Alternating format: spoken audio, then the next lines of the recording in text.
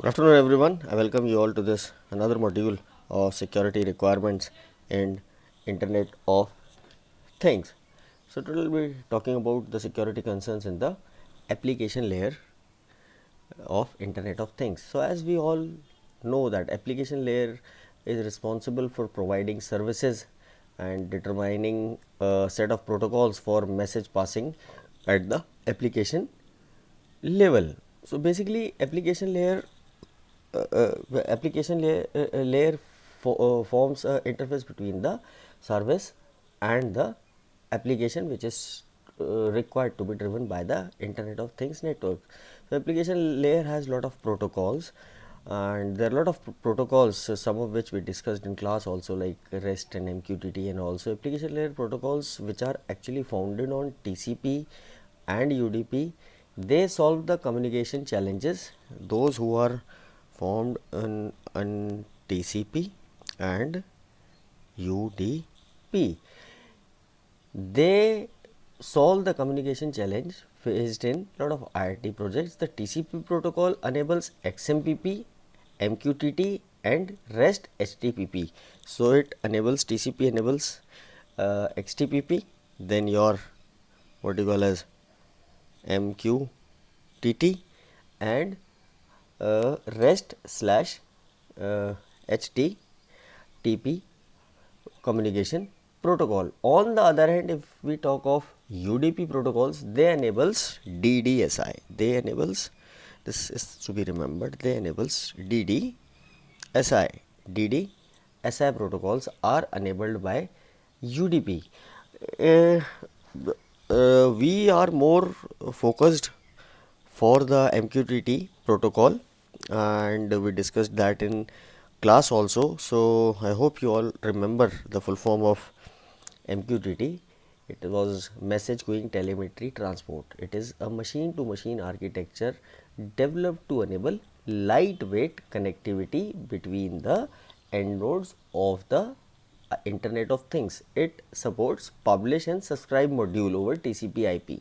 So TCP IP का advantage क्या है? It minimizes the risk of data loss and brings in stream simplicity, मतलब like simply and reliability. Another advantage of TCP IP is very widely acceptable. On the other hand, the publish service protocol, that is empty key protocol, is advantages in our IoT environments because there is no requirement on the client to request the updates, which at the end of the day reduces the messages and reduces the bandwidth utility for the IoT networks. And on the same platform, it reduces less messaging, means less battery and less computational required, so it saves battery also.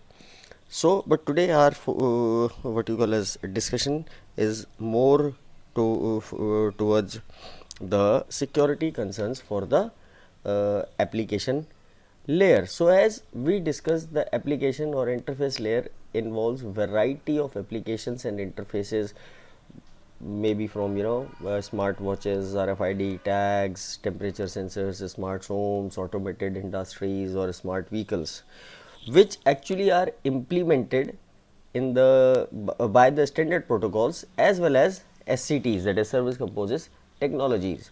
So the requirement which we are interested today in, the requirement in application interface layer strongly depends on the what kind of application are we talking about.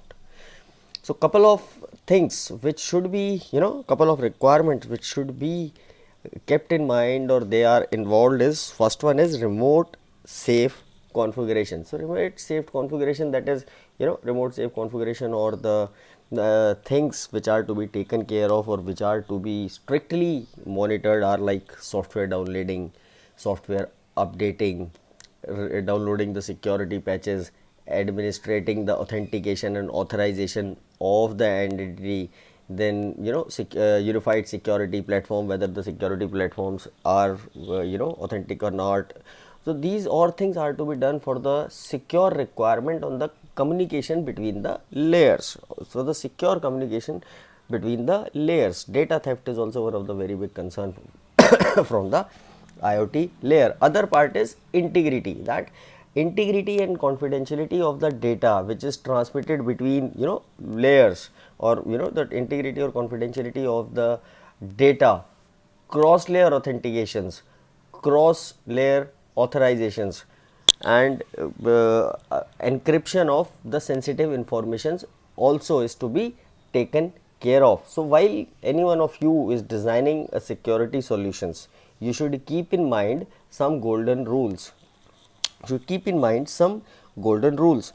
As we know that IoT is about data, and data is about sensors. IoT is about data and data is about sensors, and these sensors are basically constrained devices. These sensors are basically constrained devices in manner of their energy, bandwidth requirements, computational storage capacity. So IoT end nodes, they work in unattended manner. Once you deploy it in a hostile environment, it has to operate in on its own. So while you are designing it, that you should pay uh, you know special attention towards safety of these nodes, and as all the work which will be done for you by these nodes will be requiring some sort of energy. So while deploying and designing IoT security solutions, you should take care of the energy efficient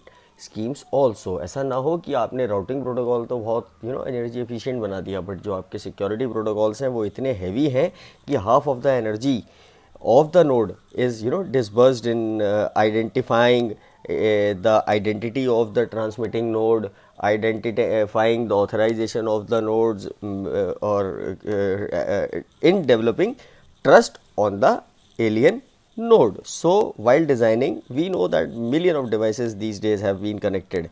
So these security solutions should be energy efficient, and as we are talking about the interconnection of million of devices. So these light security schemes might be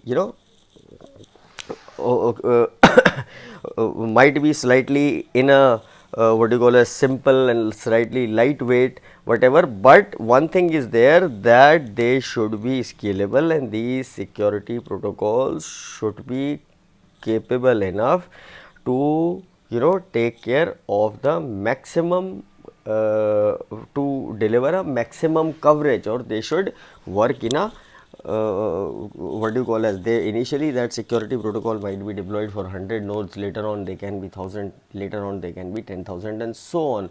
Another important thing to be taken care of, that all these things like operating systems for sensors and security protocols are different.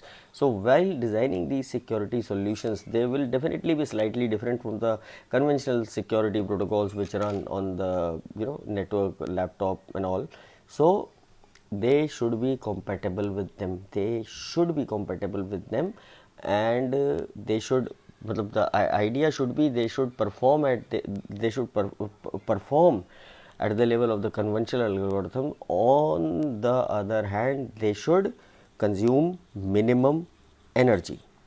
So some of the security, bodacious security threats which we see at the application layer is that remote configuration, that everything was done, but the configuration of the end node was not done properly because of some interface failure or something.